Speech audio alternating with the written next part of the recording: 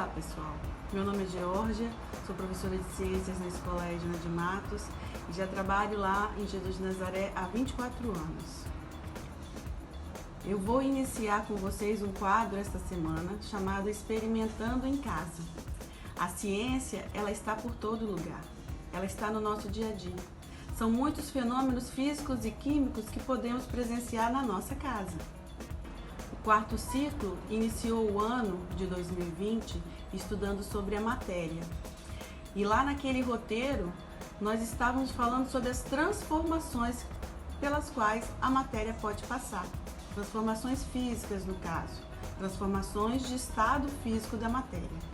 Nós não temos aqui nas nossas casas termômetros, tubos de ensaio, beckers, mas nós temos alguns tipos de utensílios que nós podemos usar para fazer um experimento bem fácil. Então vamos lá. O que você vai precisar de encontrar aí na sua casa? 2 copos, que podem ser até aqueles copos de requeijão, o importante é que eles sejam de vidro. Uma colher, uma porção de sal e gelo. Quando nós fazemos um experimento, seja ele na nossa casa ou no laboratório da escola, é sempre bom a gente lembrar das etapas do método científico, onde a gente começa com a observação. E através de uma observação, nós vamos levantar uma dúvida, pensar nas hipóteses que poderiam explicar aquela dúvida e depois seguir para uma investigação que pode ser através de um experimento ou uma entrevista, uma pesquisa, até chegarmos a uma conclusão. Então, o tema de hoje é sobre as mudanças de estado físico da matéria e nós vamos trabalhar com a substância água. Nós vamos pegar gelo e colocar nos 2 copos que nós temos.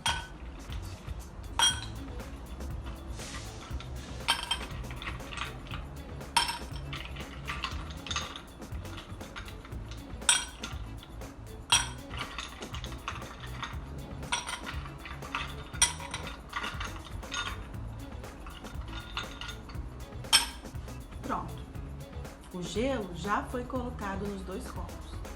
Porém, em um dos copos eu vou adicionar a substância contida no sal de cozinha. O sal de cozinha é feito de cloreto de sódio, né? A fórmula NaCl, o sódio mais o cloro, que é um sal, né? Uma função inorgânica classificada como um sal. É o sal mais comum que nós temos na nossa casa, é o cloreto de sódio.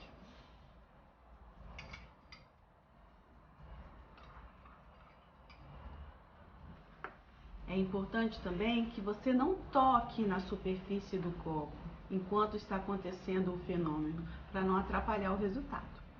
Agora, é importante que a gente aguarde o que vai acontecer e observe a superfície dos 2 copos. Se vai ocorrer alguma mudança, nós vamos ter que esperar um tempinho, tá certo?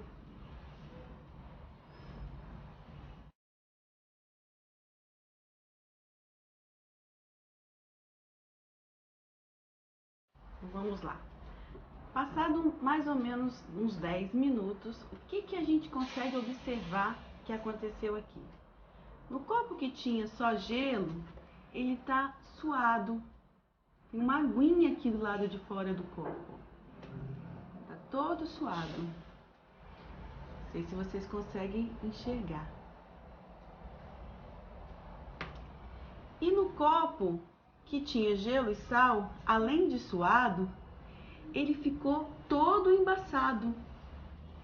Formou uma camada de gelo aqui do lado de fora do copo. Tá vendo como ele tá todo branquinho?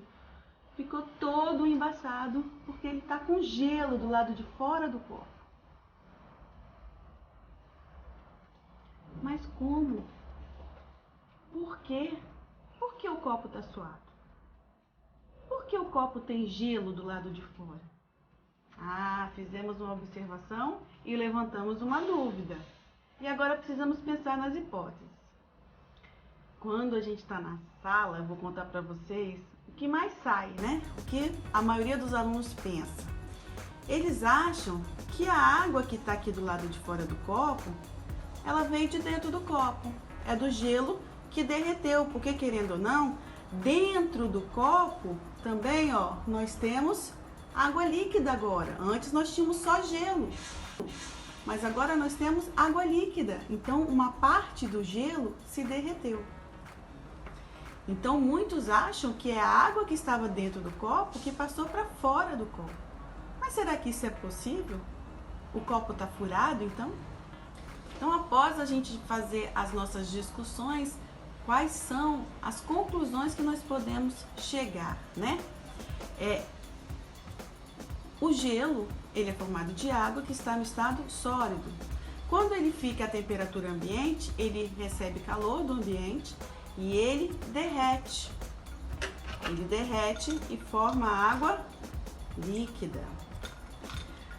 Quando o gelo se transforma em água líquida, ele passou do estado sólido para o estado líquido. Essa é uma transformação da matéria chamada de fusão. A água que se formou do lado de fora do copo com gelo, que acontece também quando a gente coloca uma latinha de refrigerante para fora da geladeira, né? Enquanto a gente está bebendo, ela também fica toda suada, né? Então essa água formada aqui veio da onde? Ela não veio de dentro do copo, apesar do gelo dentro do copo estar derretido, mas o copo não está furado. Então ela veio da atmosfera. Quando a gente estuda a composição da atmosfera, nós sabemos que um dos gases que compõe a atmosfera é o vapor de água. Então aqui na atmosfera nós temos água no estado gasoso.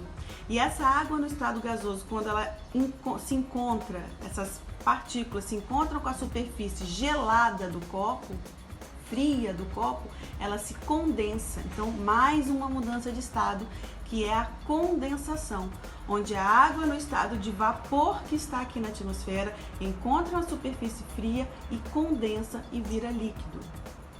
Tudo bem, até aí tudo bem. Mas e da onde saiu esse gelo que se formou aqui fora do copo? Hoje nós estamos num dia super quente, mais de 27 graus ambiente. Como que o gelo pode se formar a uma temperatura dessa? Uma temperatura ambiente dessa?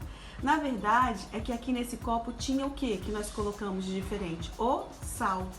E o sal, quando ele se mistura com a água, ele diminui o ponto de fusão do gelo, que normalmente o gelo derrete a 0 graus. Quando ele atinge uma temperatura de 0 graus, ele começa a se derreter e acontece a fusão.